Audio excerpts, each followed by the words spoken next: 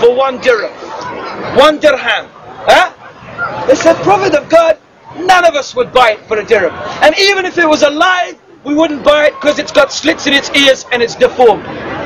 So he said, by Allah, the whole world is more worthless in the sight of God than this dead goat is in your eyes. Huh?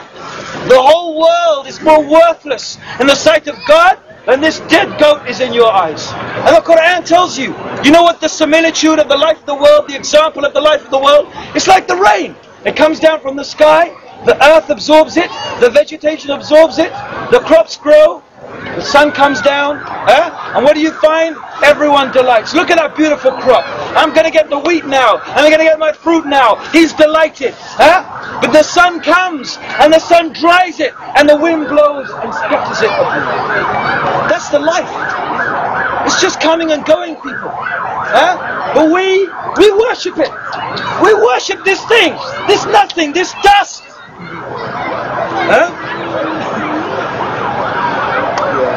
Oh, I said it. So people, this is the reality. But now we're told that no, this life is it. This life is the most important. But Islam says no, people, the life is a test to see whether you'll use this life.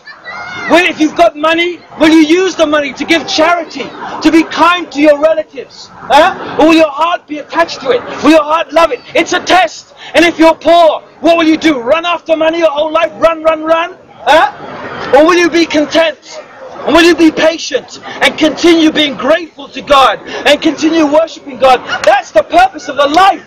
But the life is short. It's 30 years, 40 years, and it's gone. Finished, and you're in your graves.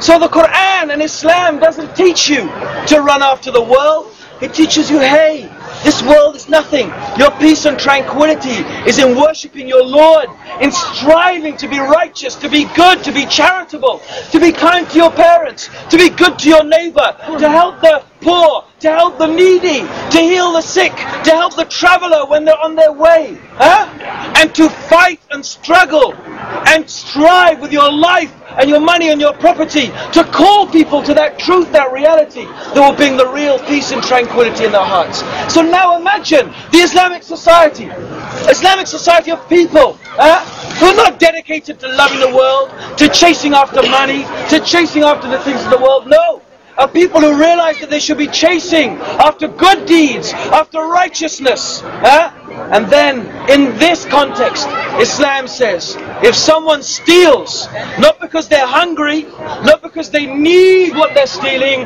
but they steal out of greed, then their hand should be chopped off. It should be removed. Oh, very brutal and barbaric, you say. But listen, what have you got? What have you got? Your prison system? Remember? The university for thieves? Do you help the thief? Do you help the innocent people? You don't.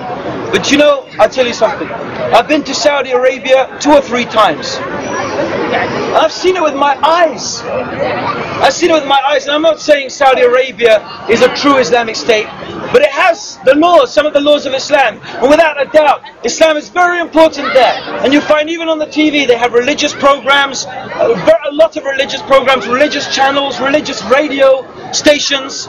And Islam is important. Most of the people that go to the mosque, they pray 5 times a day. And there's a lot of Western influence there. But still, you know, this is a country that has its roots and still some of the laws of Islam. Now, I witnessed this with my eyes. And 40 years ago, people would say that you could go to Mecca and Medina, and when the call to prayer comes and the streets are deserted, everyone goes to pray, a man would take a cloth and cover his shop. He would just take a cloth and cover it. And this was even the gold. The gold, can you imagine? Imagine from down there to here, all gold. Gold shops. And when the prayer, and he just takes a cloth and covers it. Can you imagine that in this country? But you see, we're talking about a way of life. The works that manifests itself practically. Yes, it's tough. Yes, it's hard. But is life just a game? Is life just a play? No, it's not, people. You see, and the reality is, okay, that we are responsible. You have to realize that you're not innocent. You're not innocent. You walk around here, go to the pub, go to the cinema. Oh, it doesn't matter. I'm living in England. It's a nice democratic society. It's all okay. You've done nothing. But every time a child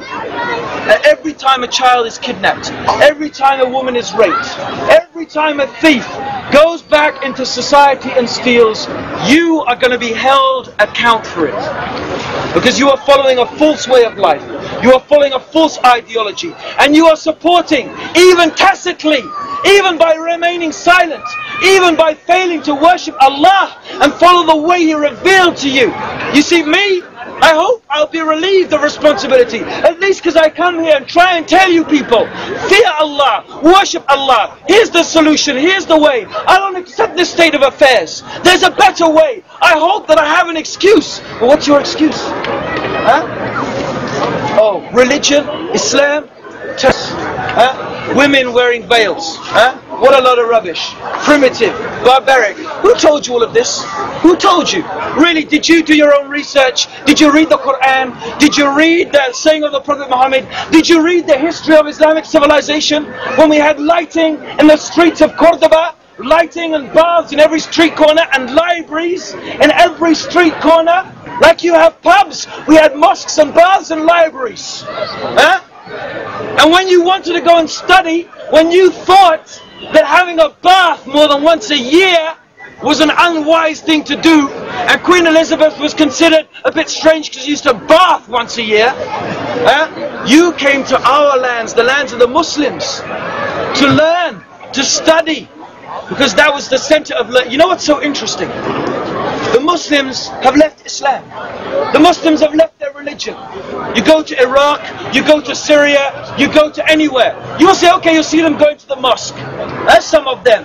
But the reality is you find in their hearts, in their lives, they've lost their religion. They've lost their religion. And the thing is, you find that when the Muslims turned away from their religion, their society and their civilization declined. But when the West turned away from Christianity, when the West turned away from its religion, that's when the West became successful.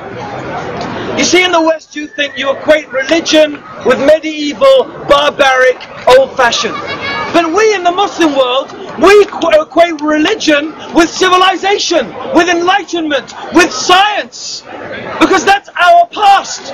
Your past is the medieval past. Your past is when you found a witch, used to duck her in the thing and throw her in the pond, and if she floated up, then she was a witch. Of course she's going to float up. The poor woman's going to drown if she doesn't float up. So it's a no-win situation, right? The witch sinks to the bottom and drowns. Okay, that's okay. She wasn't a witch. It doesn't matter. You see, when your women, when you went on the Crusades, what did you put? Chastity belts on them, right? So with a poor woman, she's going to the loo and stuff. You find he came back. Okay, he couldn't sleep with her anymore because she was all infected. There was nothing to sleep with anymore. Chastity belts. Your medieval ages. Okay. Well, look at your medieval ages. Your feudalism. What?